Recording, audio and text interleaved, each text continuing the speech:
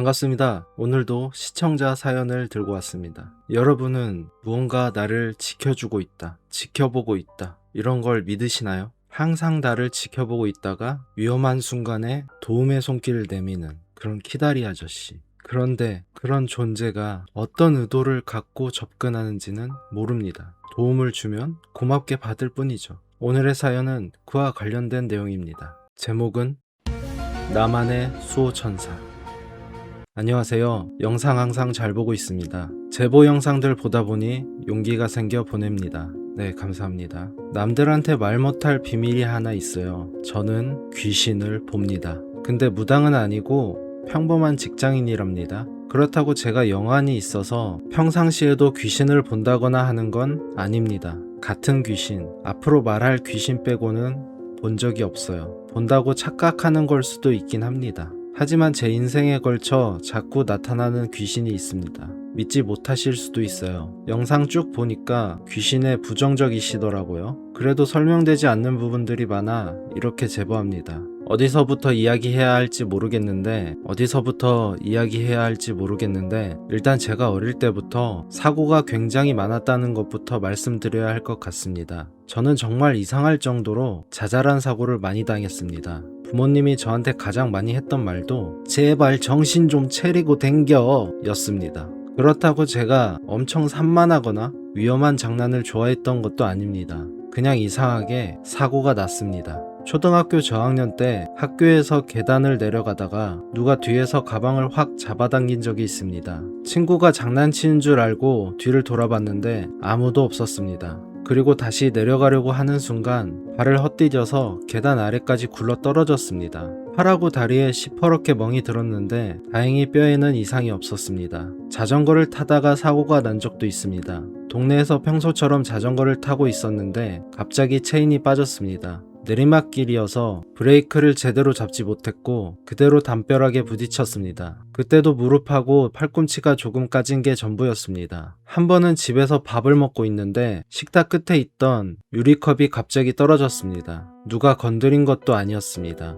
컵이 깨지면서 유리 조각이 발등을 베었습니다. 놀이터에서 놀다가 제가 지나간 직후에 철봉 부품이 떨어진 적도 있었고 아파트 주차장에서 놀다가 후진하는 차에 치일 뻔한 적도 있습니다. 특히 주차장 사고는 아직도 기억납니다. 공을 가지고 놀고 있는데 뒤에서 누가 제 이름을 불렀습니다. 분명히 들었습니다. 그래서 뒤를 돌아봤는데 아무도 없었습니다. 다시 고개를 돌리는 순간 차 한 대가 제 앞으로 후진해 들어왔습니다. 운전자가 저를 발견하고 급브레이크를 밟았습니다. 정말 조금만 늦었으면 치였을 겁니다. 그런 식이었습니다. 뭔가 사고가 나긴 나는데 이상하게 크게 다치지는 않았습니다. 그래서 부모님은 저보고 운이 나쁜 건지 좋은 건지 모르겠다고 하셨습니다. 사고를 그렇게 많이 당하는 걸 보면 운이 나쁜데 그에 비해서 크게 다친 적이 없는 걸 보면 또 운이 좋다는 겁니다. 저도 그렇게 생각했습니다. 그러다가 초등학교 5학년 때 처음으로 그 남자를 봤습니다.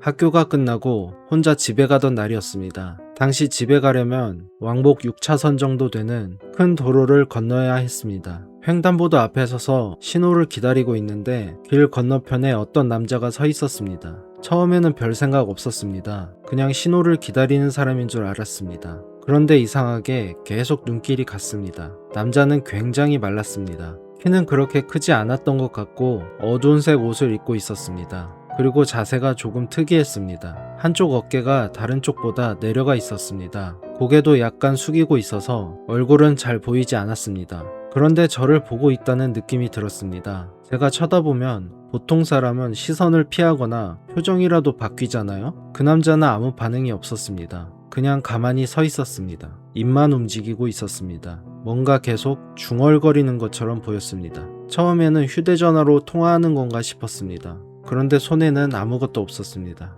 신호가 바뀌었습니다. 사람들이 길을 건너기 시작했고 저도 따라갔습니다. 그런데 두세 걸음 정도 걸었을 때였습니다. 아까 길 건너편에 있던 남자가 제 옆에 서 있었습니다. 정말 바로 옆이었습니다. 너무 놀라서 저도 모르게 뒤로 한 발 물러났습니다. 그 순간 트럭 한 대가 제 앞으로 지나갔습니다. 신호를 무시하고 달려온 차였습니다. 주변 사람들이 소리를 질렀습니다. 누군가 제 팔을 잡아줬던 것도 기억납니다. 저는 너무 놀라서 한동안 그 자리에 서 있었습니다. 트럭이 지나간 뒤에 가장 먼저 옆을 봤습니다. 그 남자는 없었습니다. 길 건너편을 봐도 없었습니다. 그때는 귀신이라는 생각까지는 못했습니다. 제가 놀라서 사람을 착각한 거라고 생각했습니다. 그런데 이상하게도 그 남자의 모습은 계속 기억에 남았습니다. 몇 년 뒤 중학생 때였습니다. 여름방학에 친구들하고 계곡에 놀러 갔습니다. 부모님 없이 친구들끼리 간 거라 신나 있었습니다. 물이 겉으로 보기에는 별로 깊지 않았습니다. 친구 2명이 먼저 들어갔고 저도 따라서 들어가려고 했습니다. 그때 건너편 나무 사이에 누가 서 있는 게 보였습니다.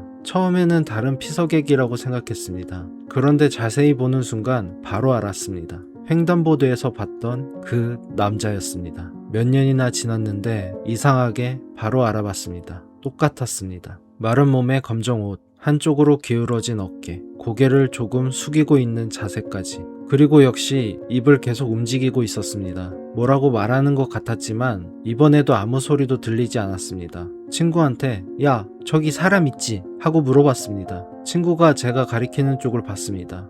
그러더니 어디? 라고 했습니다. 저는 순간 말문이 막혔습니다. 분명히 보이는데 친구 눈에는 안 보이는 것 같았습니다. 그때부터는 이게 사람이 아닐 수도 있겠다는 생각이 들었습니다. 무서워서 그냥 물에서 나오려고 했습니다. 그런데 발목에 뭔가 닿았습니다. 처음에는 나뭇가지나 수초인 줄 알았습니다. 그런데 느낌이 달랐습니다. 차갑고 단단한 손가락 같은 게 제 발목을 한번 훑고 지나갔습니다. 너무 놀라서 발을 빼다가 뒤로 넘어졌습니다. 친구들은 제가 혼자 호들갑을 떤다고 웃었습니다. 바로 그때 먼저 들어갔던 친구 하나가 갑자기 허우적거리기 시작했습니다. 물이 얕아 보였는데 그쪽만 바닥이 갑자기 꺼지는 곳이었습니다. 친구가 물속으로 들어갔다 나왔다 하면서 살려달라고 소리를 질렀습니다. 다행히 근처에 있던 어른 한 분이 뛰어들어서 끌어냈습니다. 친구는 물을 조금 먹은 것 말고는 괜찮았습니다. 그날 집으로 돌아오면서 계속 그 남자 생각이 났습니다.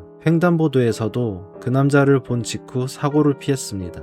이번에도 마찬가지였습니다. 만약 발목에 뭔가 닿지 않았다면 저도 친구를 따라서 더 깊이 들어갔을 겁니다. 그때 처음으로 생각했습니다. 혹시 저 사람이 나를 도와준 건가? 하지만 동시에 이상하기도 했습니다. 그렇다면 왜 그렇게 무섭게 생겼을까? 그리고 왜 아무 말도 들리지 않을까? 그때는 그냥 그런 생각만 하고 넘어갔습니다. 고등학생이 된 뒤에는 그 남자를 몇 번 더 봤습니다. 매번 사고가 난 것은 아니었습니다. 학교 복도 끝에 서 있는 걸 본 적도 있고 집에 가다가 골목 건너편에서 본 적도 있습니다. 한 번은 제 방 창문에 비친 적도 있습니다. 저희 집이 꽤 높은 층이었는데 창문의 제 뒤로 그 남자가 서 있었습니다. 뒤를 돌아보면 아무도 없고 다시 창문을 보면 있었습니다. 이상한 건 그때도 뭔가를 중얼거리고 있었다는 겁니다. 항상 그랬습니다. 입술이 조금씩 움직였습니다. 저한테 무슨 말을 하는 것 같은데 소리는 한 번도 들리지 않았습니다. 그러다 고등학교 2학년 때 결정적인 일이 있었습니다.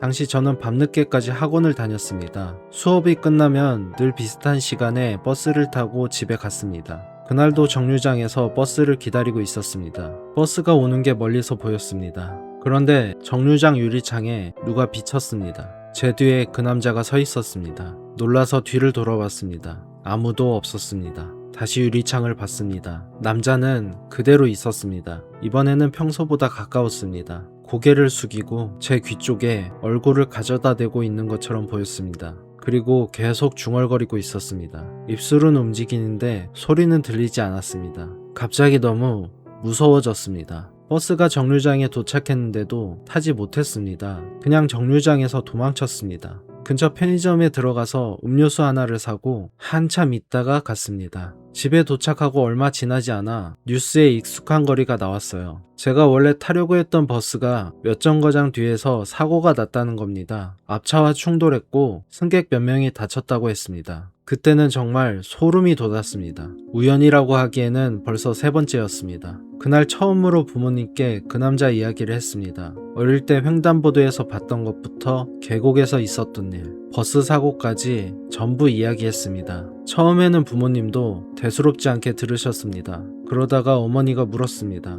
그 사람이 어떻게 생겼는데? 제가 기억나는 대로 설명했습니다. 나이가 좀 있어 보이고 굉장히 말랐고 어두운 색 옷을 입고 있고 항상 한쪽 어깨가 조금 내려가 있다고 했습니다. 이야기를 듣던 아버지가 갑자기 어머니를 쳐다봤습니다. 혹시 할아버지 아니냐? 저는 친할아버지에 대한 기억이 거의 없습니다. 제가 아주 어릴 때 돌아가셨기 때문입니다. 그런데 할아버지가 살아계실 때 굉장히 마른 체격이었다고 합니다. 젊었을 때 어깨를 다쳐서 한쪽 어깨가 조금 내려가 있었고요. 어머니도 이야기를 듣더니 웃으면서 말씀하셨습니다. 할아버지가 손주 위험할 때마다 와서 지켜주시나 보다. 물론 부모님도 진지하게 귀신을 믿어서 한 이야기는 아니었을 겁니다. 제가 무서워하니까 안심시키려고 하신 말이었겠죠. 그런데 저는 그 말을 믿었습니다. 생각해보면 너무 잘 맞았습니다. 저는 어릴 때부터 사고가 많았습니다. 그런데 그렇게 많은 사고를 당하면서도 크게 다친 적은 한 번도 없었습니다. 횡단보도에서는 트럭을 피했고 계곡에서는 깊은 물에 들어가지 않았고 버스 정류장에서는 사고가 난 버스를 타지 않았습니다. 저도 기억하지 못하는 할아버지가 죽어서도 손자를 지켜보고 있다고 생각하니까 모든 게 설명되는 것 같았습니다. 그날 이후 저는 그 남자를 무서워하지 않았습니다. 오히려 반가웠습니다. 저 혼자 그 남자에게 별명도 붙였습니다. 수호 귀신이라고요. 그때부터는 그 남자가 나타나면 행동도 달라졌습니다. 길 건너편에 서 있는 게 보이면 횡단보도를 건너지 않았습니다. 엘리베이터 안에서 유리나 거울에 비치면 다음 층에서 내렸습니다. 버스를 기다리는데 정류장에 나타나면 그 버스를 보내고 다음 버스를 탔습니다. 그러면 별일이 없었습니다. 적어도 저는 그렇게 생각했습니다. 대학생 때도 한번 그런 일이 있었습니다. 수업이 끝나고 건물 밖으로 나오는데 현관 유리문에 그 남자가 비쳤습니다. 제 뒤에 서서 평소처럼 뭔가를 중얼거리고 있었습니다. 이제 무섭지도 않았습니다. 그냥 또 뭐가 있나 보네 라고 생각하고 그 자리에 멈춰 있었습니다. 몇 초 뒤에 위에서 큰 소리가 났습니다. 화분 하나가 떨어져 제가 서 있던 곳 바로 앞에서 깨졌습니다. 그걸 보면서 오히려 웃었던 기억도 납니다. 속으로 생각했습니다. 할아버지 고마워요. 군대에 있을 때도 비슷한 일이 있었습니다. 작업을 나갔는데 멀리서 그 남자가 보였습니다. 군부대 안에서 사복 입은 노인이 서 있으니 이상해야 하는데 저는 이제 너무 익숙해져 있었습니다. 괜히 찜찜해서 작업하는 사람들 뒤쪽으로 물러나 있었습니다. 얼마 지나지 않아 쌓아둔 자재 일부가 무너졌습니다. 다친 사람은 없었지만 제가 원래 서 있던 자리까지 자재가 굴러왔습니다. 그때는 정말 확신했습니다. 할아버지가 나를 지켜주고 있구나. 다만 나이가 들면서 이상한 점이 하나 생겼습니다. 사고가 점점 커졌습니다. 어릴 때는 넘어지거나 뭔가 떨어지는 정도였다면 성인이 된 뒤부터는 정말 잘못하면 죽을 수도 있는 일들이 생기기 시작했습니다. 한 번은 길을 걷는데 오토바이가 갑자기 인도로 올라온 적이 있습니다. 그날도 건너편에 그 남자가 서 있었습니다. 제가 그쪽을 쳐다보느라 걸음을 멈췄고 그 순간 오토바이가 제 앞을 지나갔습니다. 한 번은 공사장 옆을 지나는데 위에서 철제 부품이 떨어졌습니다. 그때도 그 남자를 보고 걸음을 멈춘 덕분에 피했습니다. 이상하게도 사고가 위험해질수록 그 남자도 점점 가까이 나타났습니다. 어릴 때는 멀리 서 있었습니다. 길 건너편이나 나무 사이 같은 곳이었습니다. 그런데 나이가 들면서 점점 가까워졌습니다. 몇 미터 앞, 유리창 너머, 제 뒤. 어느 순간부터는 바로 옆에 서 있는 것처럼 느껴질 때도 있었습니다. 그래도 저는 이상하게 생각하지 않았습니다. 오히려 이렇게 생각했습니다. 요즘 내가 위험한 일이 많으니까 할아버지도 더 가까이 계시는구나. 회사에 다니기 시작한 뒤에는 조금 이상한 일이 있었습니다. 회식이 끝난 날이었습니다. 술을 마시고 택시를 잡으려고 큰 길로 나갔는데 골목 끝에 그 남자가 서 있었습니다. 그날은 평소와 다르게 손을 움직이고 있었습니다. 저한테 일이 오라는 것 같았습니다. 저는 별 의심 없이 그쪽으로 걸어갔습니다. 그런데 갑자기 누가 뒤에서 제 어깨를 확 잡았습니다. 같이 회식했던 직장 동료였습니다.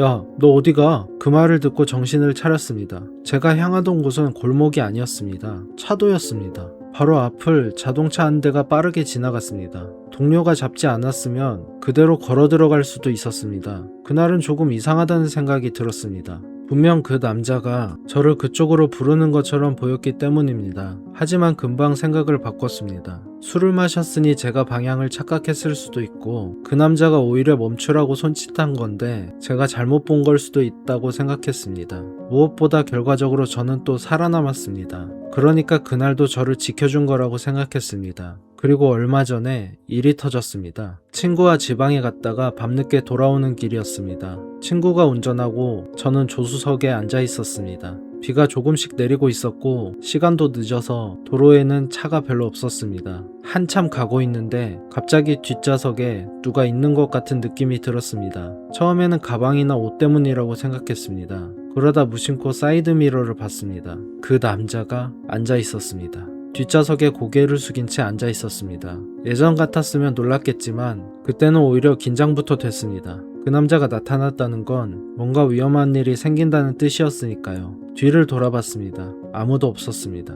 다시 사이드미러를 봤습니다. 남자는 여전히 있었습니다. 그리고 역시 중얼거리고 있었습니다. 그런데 그날은 좀 달랐습니다. 평소에는 천천히 입술만 움직였는데 그날은 굉장히 빠르게 뭔가를 말하고 있었습니다. 흥분한 사람처럼 보였습니다. 저는 친구한테 말했습니다. 야, 속도 좀 줄여. 친구가 왜 그러냐고 했습니다. 그냥 느낌이 안 좋아. 친구는 제가 원래 이런 걸 좀 신경 쓰는 걸 알고 있어서 별말 없이 속도를 줄였습니다. 그리고 몇 분도 지나지 않았습니다. 앞에 가던 화물차에서 갑자기 뭔가 떨어졌습니다. 커다란 금속 자재였습니다. 도로 위에 떨어진 물건이 튕기면서 저희 차 앞으로 굴러왔습니다. 친구가 급하게 핸들을 꺾었습니다. 차가 미끄러졌습니다. 그 뒤로는 정확히 기억나지 않습니다. 가드레일이 보였고 친구가 욕하는 소리가 들렸고 차가 도는 것 같았습니다. 저는 손잡이를 붙잡고 눈을 감았습니다. 쾅 하는 소리가 났습니다. 정신을 차렸을 때 차는 가드레일에 비스듬히 부딪힌 채 멈춰 있었습니다. 에어백이 터져 있었고 차 안에서는 이상한 냄새가 났습니다. 몇 초 동안 친구도 저도 아무 말도 하지 못했습니다. 친구가 먼저 정신을 차렸습니다. 괜찮아? 저도 몸을 확인했습니다. 팔이 조금 아팠지만 움직일 수 있었습니다. 친구도 괜찮았습니다. 정말 다행이었습니다. 친구가 한동안 핸들을 붙잡고 있다가 말했습니다. 와, 속도 안 줄였으면 우리 진짜 죽었겠다. 그 말을 듣는 순간 저는 이상하게 안심이 됐습니다. 또 살았다. 이번에도 그 남자가 알려준 거다. 할아버지가 나를 살려줬다. 저도 모르게 웃음까지 나왔습니다. 친구가 차 상태를 보겠다며 먼저 밖으로 나갔습니다. 저는 안전벨트를 풀면서 뒷좌석을 봤습니다. 아무도 없었습니다. 평소와 똑같았습니다. 저는 속으로 말했습니다. 고마워요. 그때였습니다. 누가 제 귀 바로 옆에서 중얼거렸습니다. 처음에는 사고 충격 때문에 귀에서 소리가 나는 줄 알았습니다. 그런데 아니었습니다. 사람 목소리였습니다. 저는 그대로 굳었습니다. 그동안 그 남자를 수없이 봤습니다. 초등학생 때부터 지금까지. 항상 그 남자는 입을 움직이고 있었습니다. 항상 뭔가를 중얼거렸습니다. 하지만 단 한 번도 목소리를 들어본 적은 없었습니다. 그래서 저는 제 맘대로 그 말을 해석했습니다. 조심해라. 가지 마라. 멈춰라. 위험하다. 아마 그런 말을 하고 있을 거라고 생각했습니다. 할아버지가 손자를 걱정해서 계속 알려주고 있는 거라고 믿었습니다. 그런데 그날 처음으로 목소리가 들렸습니다. 아주 가까이에서요. 저는 천천히 고개를 돌렸습니다. 조수석 창문 바로 밖에 그 남자가 서 있었습니다. 얼굴을 유리창 가까이에 붙이고 있었습니다. 처음에는 얼굴이 제대로 보였습니다. 그 순간 이상하다는 생각이 들었습니다. 제가 기억하는 할아버지 사진과 전혀 닮지 않았습니다. 그런데 왜 지금까지 한 번도 그 생각을 하지 못했는지 모르겠습니다. 남자는 저를 보고 있지 않았습니다. 찌그러진 차를 보고 있었습니다. 가드레일을 보고 도로 위에 떨어져 있는 금속 자재를 보고 있었습니다. 마치 뭔가 확인하는 것처럼 한참 바라봤습니다. 그러다 천천히 저를 쳐다봤습니다. 입꼬리가 올라갔습니다. 웃는 얼굴이었습니다. 그리고 그제야 수십 년 동안 한 번도 들리지 않았던 그 남자의 목소리가 처음으로 또렷하게 들렸습니다. 남자는 찌그러진 차 안에 멀쩡히 앉아있는 저를 보면서 작게 한숨을 쉬었습니다. 그리고 말했습니다. 또 아쉽네. 네, 섬뜩한 반전까지 정말 알찬 이야기였습니다. 어떻게 보면 그렇게 믿었기에 위험을 피할 수 있었던 건 아닌가. 이런 말 있잖아요. 아무리 좋은 일이더라도 나한테 나쁜 거면 나쁜 거고 아무리 나쁜 일이더라도 나한테 좋으면 좋은 거다. 어떻게 생각하느냐에 따라서 모든 상황에 장단점이 있다는 건데 사연자분이 좀 그런 상황인 것 같아요. 아쉽다고 한 거 그게 좀 걸리긴 합니다. 혹시나 지금까지 벌어졌던 일들이 모두 수호 귀신이라고 생각했던 그 남자의 짓이 아니었던가 라는 생각도 들고 아니면 그런 상황이 생길 걸 알고 미리 가서 그런 상황이 생기는 걸 보려고 했던, 아니면 그 후에 어떤 일이 벌어지면 그 상황을 이용하려고 했던 그런 사람일 수도 있습니다. 어두운 색을 입었다, 좀 꾸부정한 몸, 그런 거는 처음에는 저승사자라고 생각을 했거든요. 근데 저승사자라는 이미지와는 좀 달라서 뭔가 장난을 치려는 악귀 같은 게 아닌가 라는 생각이 듭니다. 그리고 또 긍정적으로 생각해보면 할아버지가 맞을 수도 있죠. 그래서 위험을 계속 피하게 해줬는데 점점 큰일이 벌어지잖아요. 그래서 또 이렇게 큰 상황이 벌어진 게 너무 아쉽다. 내가 막으려고 했는데 우리 손자가 가드레일을 받고 정신이 오락가락하다니 너무 아쉽다. 이런 생각을 하면서 내뱉은 말일 수도 있고요. 근데 계속 중얼거렸는데 이번에만 들렸다는 게 좀 선뜻 분석하기 어려운 그런 부분입니다. 그리고 사연 첫 문단에 제가 귀신에 대해서 부정적으로 보고 있는 것 같다, 이렇게 말씀하셨는데, 부정적으로 본다기보다는 태어나서 한 번도 못 봤으니까 진짜 있다면 보고 싶다, 이 정도로 봐주시면 좋을 것 같습니다.